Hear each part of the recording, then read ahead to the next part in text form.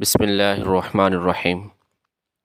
اصلاح الائمہ کورس کی یہ تیسری کلاس ہے اور ہمارا موضوع ہے اتباع سنت اور چندہ مانگنا۔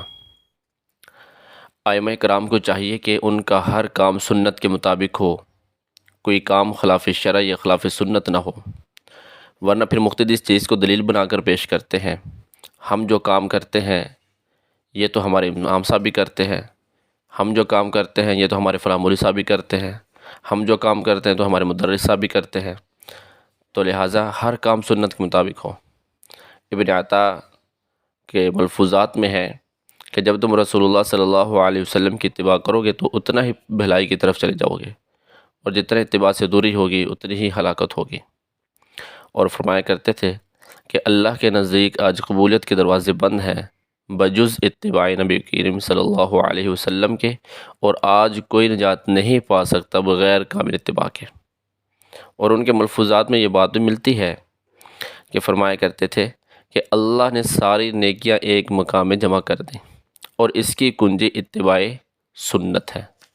تو اگر کوئی شخص یہ چاہتا ہے کہ وہ اس مکان میں داخل ہو تو اس کے لیے شرط یہ ہے کہ وہ متبع سنت ہو۔ تو ہم سنت کے مطابق زندگی گزاریں گے تو پھر ہمارے مقتدی بھی ہم کو دیکھ کر سنت کے مطابق زندگی گزاریں گے۔ تو صلح حدیبیہ کے موقع پر جب حضرت عثمان رضی اللہ عنہ حضور صلی اللہ علیہ وسلم کی طرف سے مکہ مکرمہ پہنچے اور مکہ مکرمہ کے سرداروں سے ملنے کے لیے جانے لگے تو ان کا اظہار طریقے سنت کے مطابق ٹخنوں سے اوپر تھا۔ مکہ مکرمہ کے سرداروں کے عام رواج کے مطابق یہ طریقہ کسی سردار کی شایان شان نہیں سمجھا جاتا تھا۔ تو حضرت عمر کے چچا زاد بھائی نے ان کو ٹوکا کہ آپ مکہ کے سرداروں کے پاس جا رہے ہیں، وہ آپ کی اس وضاقتوں کو صحیح نہیں سمجھیں گے، اس لیے اپنے اظہار ٹخنوں سے نیچے کر لیجئے۔ تو حضرت عثمان رضی اللہ عنہ کے پاس ایک ہی جواب تھا، کیا؟ ہاکذا عزرت صاحبنا، کہ ہمارے آقا صلی اللہ علیہ وسلم کا اظہار اسی طرح ہوتا ہے۔ تو کسی بھی جگہ شادی ہے، خوشی ہے، غمی ہے، جانا ہے، سنت کو سامنے رکھو۔ اگر ہم سنت کو سامنے رکھیں گے، سنت کے مطابق زندگی گزاریں گے تو پھر اللہ تعالی ہمیں کامیاب کریں گے۔ اور جیسے ہم چاہتے ہیں کہ ہر مقتدی ہماری عزت کرے، ہر نمازی ہماری عزت کرے، ہر تبلیغی ساتھی ہماری عزت کرے، تو پھر ایسا ہوگا۔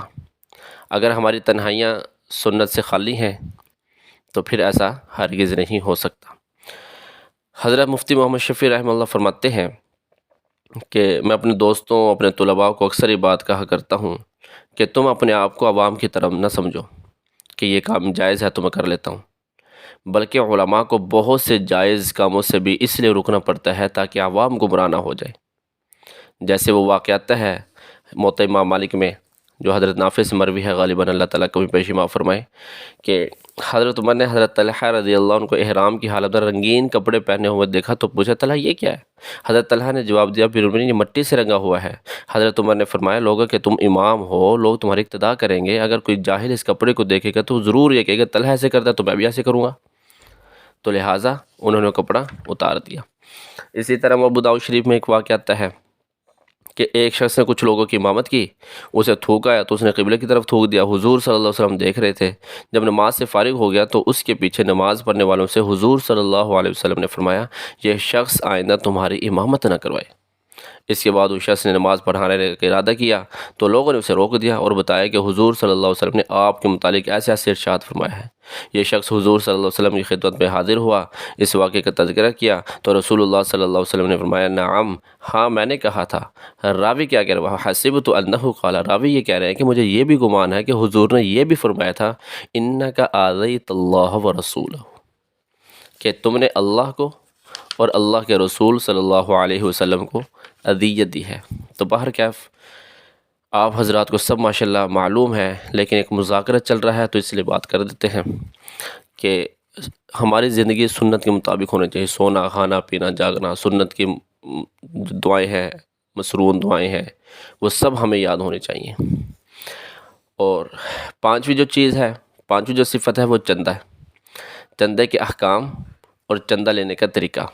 ہمارے احباب چندہ لینے کے لیے حضرت صدیق اکبر رضی اللہ عنہ کو دلیل کے طور پر پیش کرتے ہیں، حالانکہ چندہ وصول کرنے سے پہلے حضور صلی اللہ علیہ وسلم نے ان کے ایمان پر بہت محنت کی ہے۔ اگر ہم احباب پر ایمان کی محنت کریں، ان کا ایمان بن جائے، پھر چندہ لینے میں کوئی حرج نہیں ہے، ٹھیک ہے۔ ہم ایسے کرتے ہیں کہ ہم دنیا داروں کے دروازوں پر جاتے ہیں، بھیک مانگتے ہیں، مسجدوں میں کھڑے کے اعلان کرتے ہیں، پھر نمازیوں کے پاس جو سب سے ہلکا نوٹ ہوتا ہے 10 روپے کا، وہ نکال کے جو ہمیں دے دیتے ہیں، ٹھیک ہے۔ یہ حقارت پنا ہم نے خود پیدا کیا ہے، ٹھیک ہے۔ ہم پہلے اپنے ساتھیوں پر، اپنے دوستوں پر، اپنے نمازیوں پر، اپنے تبلیغیوں پر خوب محنت کریں، ایمان کی محنت کریں۔ جب ان کا ایمان بن جائے گا، پھر آپ کو مانگنے کی ضرورت نہیں پڑے گی، پھر آپ کو صرف اعلان کرنا پڑے گا۔ حضور صلی اللہ علیہ وسلم نے اعلان کیا تو سب کچھ لا کے رکھ دیا، ٹھیک ہے۔ اس سے پہلے حضور صلی اللہ علیہ وسلم نے ان کے ایمان پہ محنت کی ہے۔ ہم اپنے ایمان پہ محنت کریں گے، اپنے ساتھیوں کے ایمان پہ محنت کریں گے، پھر ہمارے لیے آسان ہو جائے گا۔ ہم ایمان پہ محنت کرتے نہیں ہیں، اور پھر جو ہے اس کا وہ بھگتنا پڑتا ہے باہر کیف۔ یہ چیزیں چل رہی ہیں، تو اسی طرح کام شروع کرتے ہیں ہمارے ساتھی، مسجد کا ہے، مدرسے کا ہے، تو اپنے ذہن میں لمبا چوڑا نقشہ مرتب کر لیتے ہیں کہ اتنے طلباء ہوں گے، اتنے طعام و قیام کا انتظام کیا جائے گا، اتنے کمرے بنیں گے، اتنی درسگاہیں ہوں گی، اتنے اساتذہ ہوں گے، اتنا بڑا کتب خانہ ہوگا۔ حتیٰ کہ سنگ بنیاد رکھنے سے پہلے ہی اس کو دارالعلوم بھی بنا دیا جاتا ہے، اس کو جامعہ بھی بنا دیا جاتا ہے، اس کو فلاں بھی بنا دیا جاتا ہے، جیسے نام تجویز ہو جاتے ہیں۔ اب اتنے بڑے کام کے لیے سرمایہ موجود نہیں ہوتا، تو پھر کیا ہوتا ہے؟ پھر مالداروں کے دروازوں پر بھیک مانگتے پھرتے ہیں اور دین کو ذلیل کرتے پھرتے ہیں۔ پھر مالدار لوگ کیا کرتے ہیں؟ جیسے وہ دیکھتے ہیں امام صاحب آ رہے ہیں، مولوی صاحب آ رہے ہیں، وہ راستہ بدل لیتے ہیں۔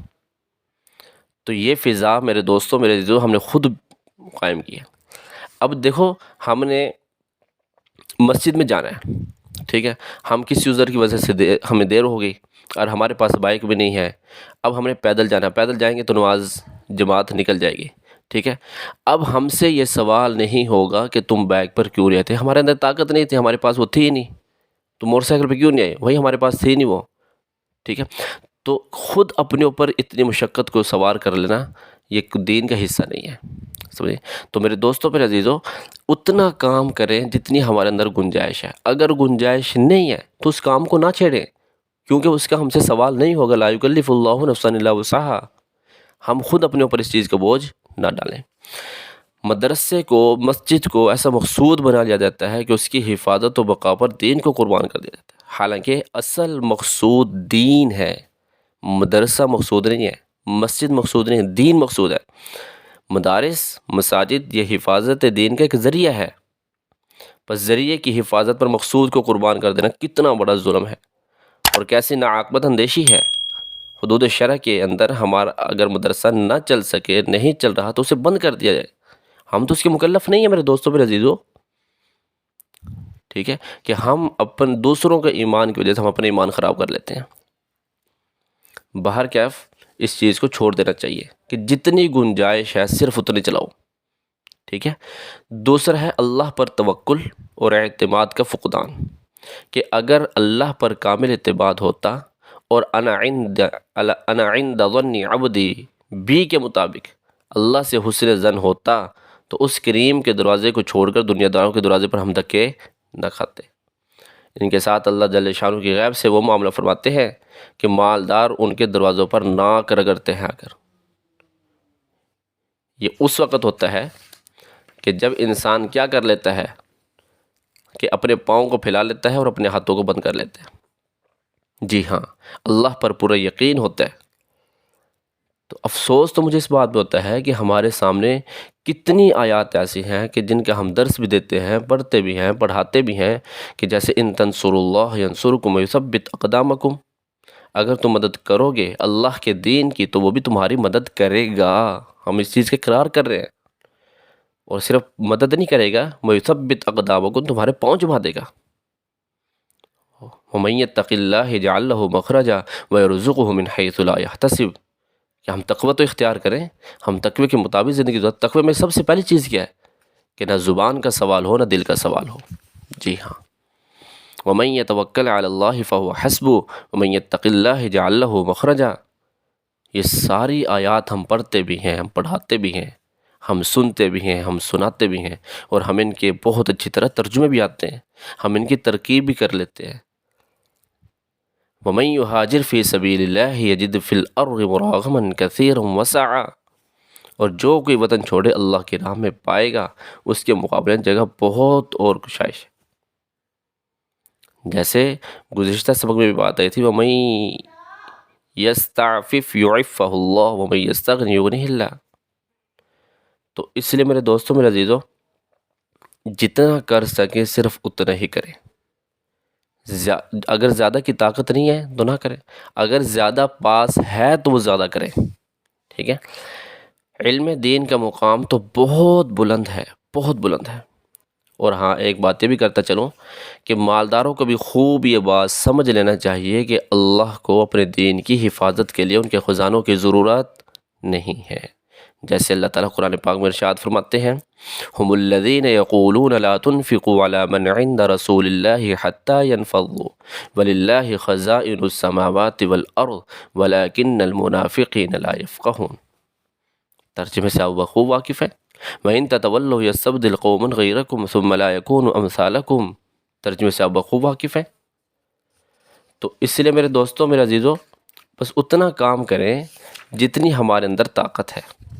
اگر ہم زیادہ کے اس میں چلے گئے کہ فلاں کا مدرسہ اتنا بڑا ہے تو میرا مدرسہ بھی اتنا بڑا ہونا چاہیے، فلاں کے جلسہ اتنا کامیاب ہوا ہے تو میرا جلسہ بھی اتنا کامیاب ہونا چاہیے، تو اس کا نقصان بہت ہے، بہت نقصان ہے اس کا، اور فائدہ نہیں ہے۔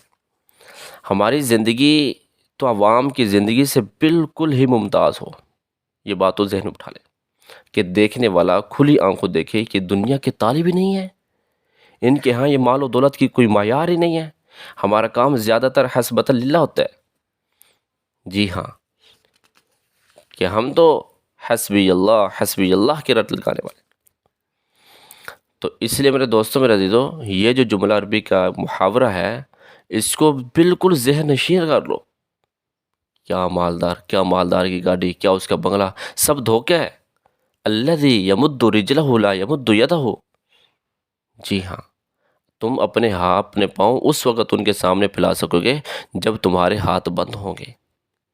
تو اللہ تعالی ہم سب کو جو ہے عمل کرنے کی توفیق عطا فرمائے اور سمجھنے کی توفیق عطا فرمائے، دین کو سمجھ کر اللہ تعالی دین کی محنت کرنے کی توفیق عطا فرمائے۔